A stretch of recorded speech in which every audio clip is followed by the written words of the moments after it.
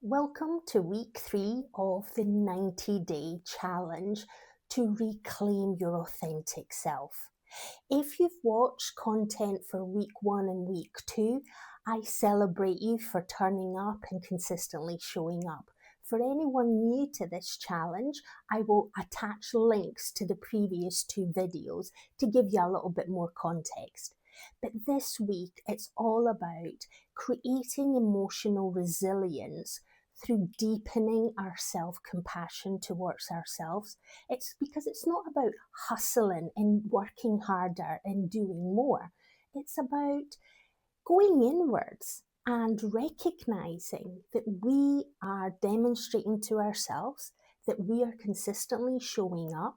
We're building that emotional resilience, that memory muscle within our internal dialogue, but within the way that we show up and the way that we present ourselves into the world.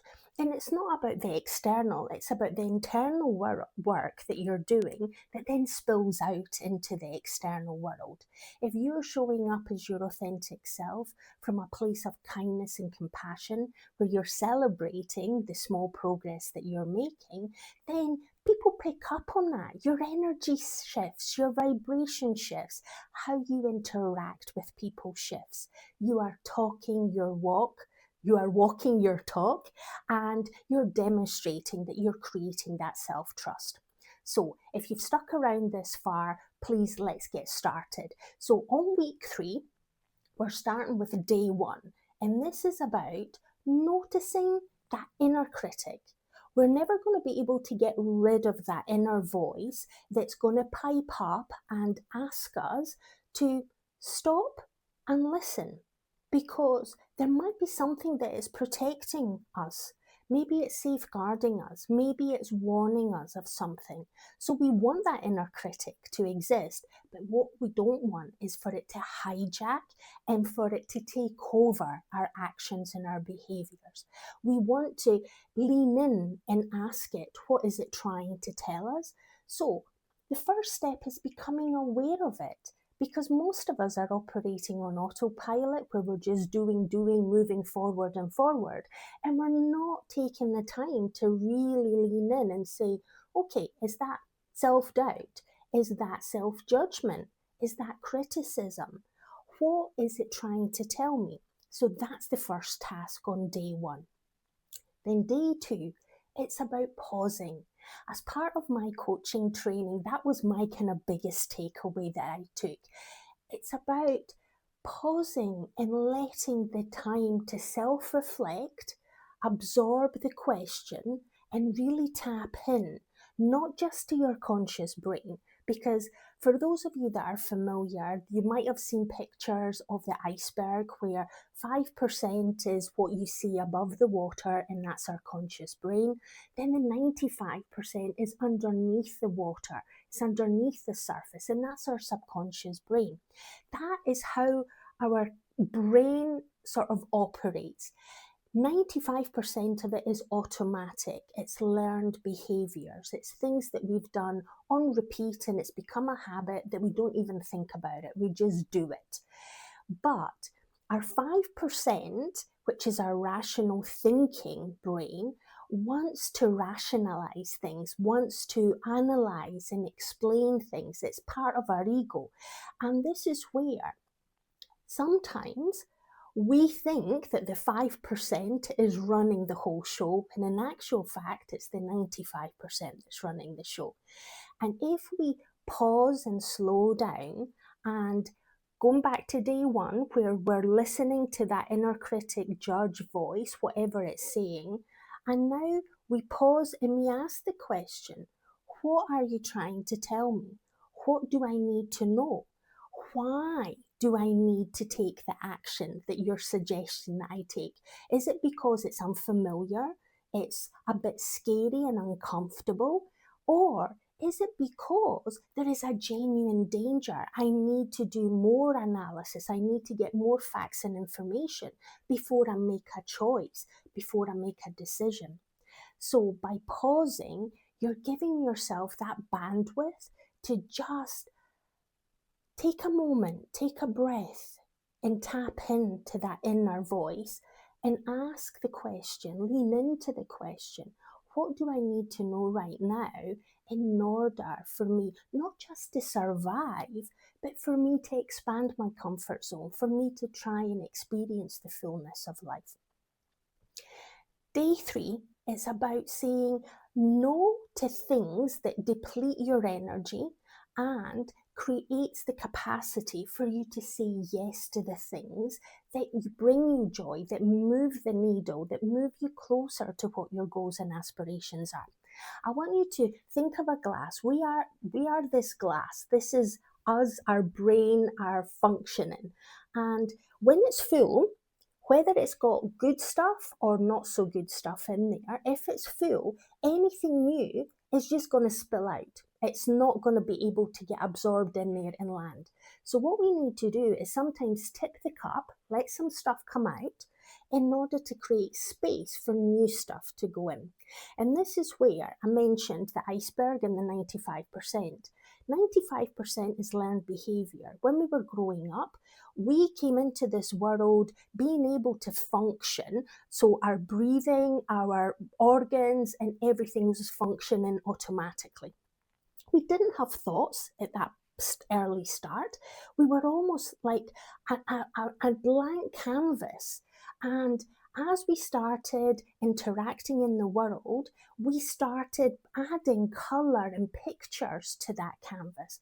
But those colours and pictures were things that we were picking up from the people that we were interacting. So whether it is our mom or dad, our caregivers, our siblings, our extended family, our community, maybe our religious groups, wherever we were interacting with, that's where we were picking up things to add to our canvas.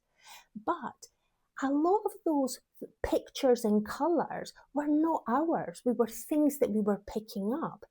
And now that we are adults, the things that we picked up may no longer serve us because they might have been a survival mechanism, things that we were doing in order for us to survive and exist in the environment that we were in. And now that we were adults, and some of us are older in life, and some of us might have families and extended families and careers and employees and whatever your life circumstances are. But what we are doing today is dictated by what we learned in our past. So coming back to that glass analogy, if we're full of stuff that we learned in childhood that no longer serves us, unless we tip and let some stuff come out and let things go, then we don't have space to put new stuff in. So by saying no to things that are draining your energy, that you are stopping doing some habits that no longer serve you.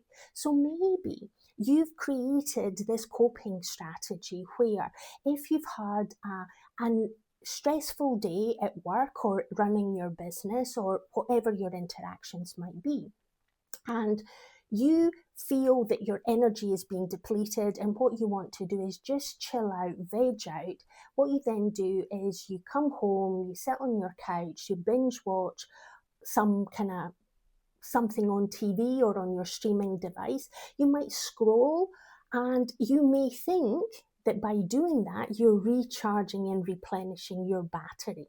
But in actual fact, what you're doing is you are distracting yourself. You are disassociating. You feel exhausted, but you're not doing something that's going to refill and re-energize you. And maybe what you need to do is do something that's going to bring you joy. Maybe it is a little dance in the kitchen while you're preparing dinner. Maybe it's a walk around the block or around the park. Maybe it is that you get in touch with someone that you have a deep, meaningful conversation. And even if it is just saying, oh, today was a really tiring day, but this is what I learned, or tell me what you've experienced today. Bring some joy in someone else's life, and therefore you bring joy into your life. So by saying no to something that you've been doing, so maybe a habit that's no longer serving you, or it's not bringing the joy into your life, then it gives you that capacity for you to do things that are going to bring you joy.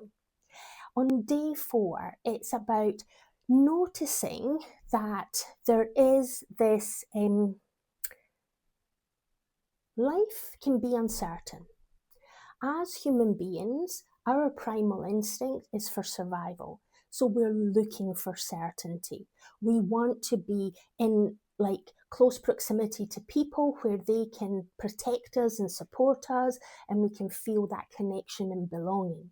But in actual fact, the reality is that if you stay in a close kind of proximity, then you're staying in your comfort zone, you're not veering out. And after a period of time, that becomes boring, it becomes unfulfilling, and sometimes it actually brings a lot of pain and suffering as a result. And then you do more of the distraction, more of the habits that don't bring you joy, but actually make you feel that you're feeling stuck. So, uncertainty is something that brings a bit of excitement. It can bring a bit of apprehension, anxiety, overwhelm, and worry for a lot of people. And it's about using the ability to be able to, okay, I don't know what tomorrow's going to bring, but let's reframe it and tap into the fact that we've survived our lives up until this moment in time, this present moment. We have built grit, resilience, capabilities within ourselves to be resourceful, to find ways to fix problems and issues and deal with situations that life will present us with. Whether it is our car breaks down, or there's a train strike on the way to work, or whatever might surface in your day to day. Yes, it's not necessarily something that you're seeking and you want to encounter, but you are capable of being resourceful and figuring a way around it or over it or through it.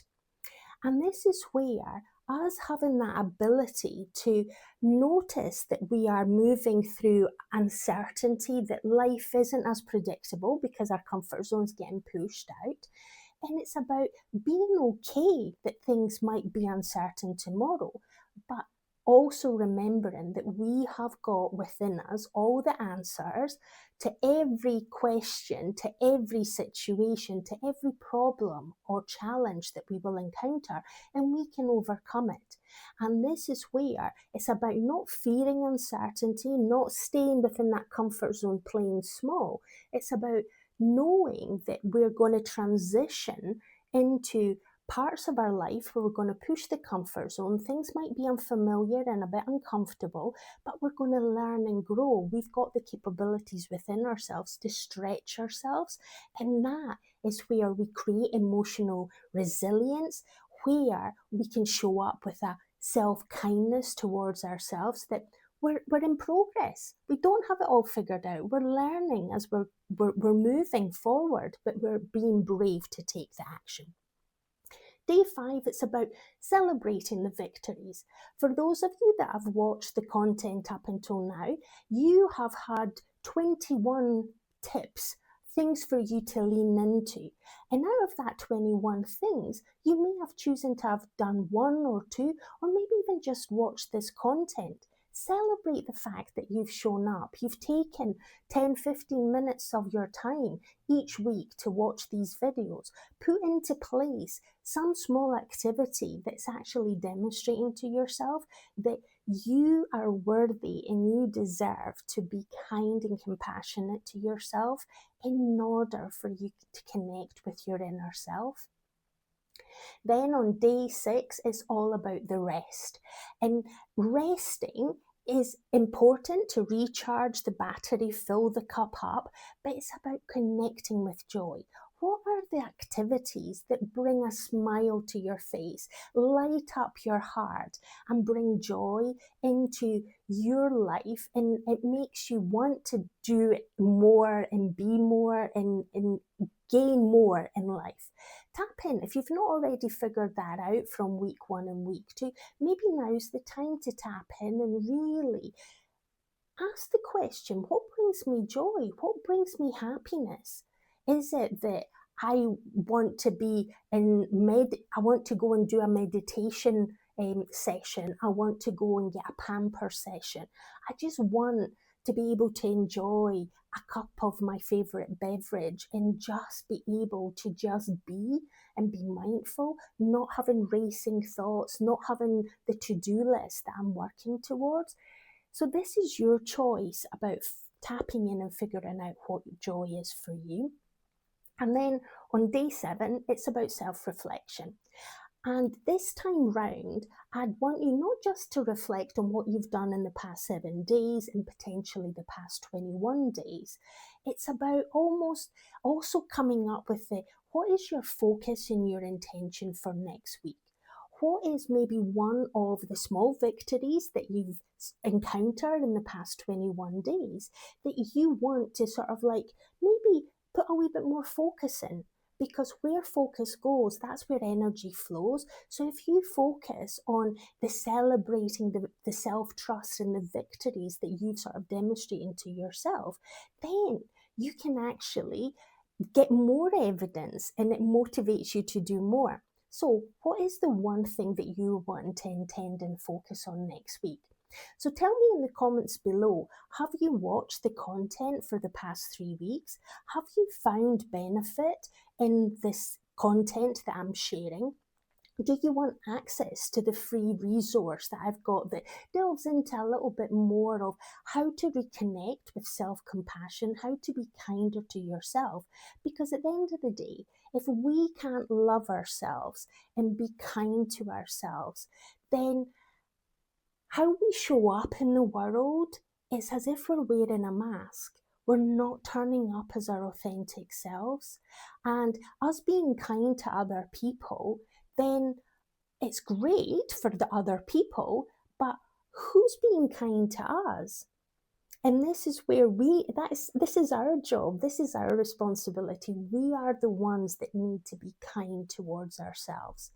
And for each one of us, kindness might be in a different kind of form. I'm giving you some tools and tips and questions to ask and small micro activities for you to try and explore what that means to you and what will give you the benefit. But you need to do the heavy lifting. You need to do the inner work. I'm just giving you the tools. And so if you want the PDF, let me know. In the description below, there is all my details for you to email me and I can share that with you. If you feel that you want to contribute and comment on the successes that you have, add it to the comments below to inspire other people. And I want you to really celebrate the fact that you've watched to the end of this video. This is week 3. So you're showing up for yourself, even if you're not doing any of the micro tasks. You're taking 18, 19 minutes of your day to watch this content. So thank you. And if this is inspiring you to take some action, if you've not already subscribed, please subscribe and like. And maybe share this with someone in your life that could benefit from just a little bit of encouragement and inspiration to take some action. This is your opportunity to get some free coaching as I'm sort of sharing through these videos and the free resources to make you take the time to really go inwards and figure out what do you truly want, what is your authentic self really craving for in their life, and how can you show up for yourself and create that emotional resilience. So until the next one, remember you've got choices in life, so choose wisely and go out and seize the day. Bye for now.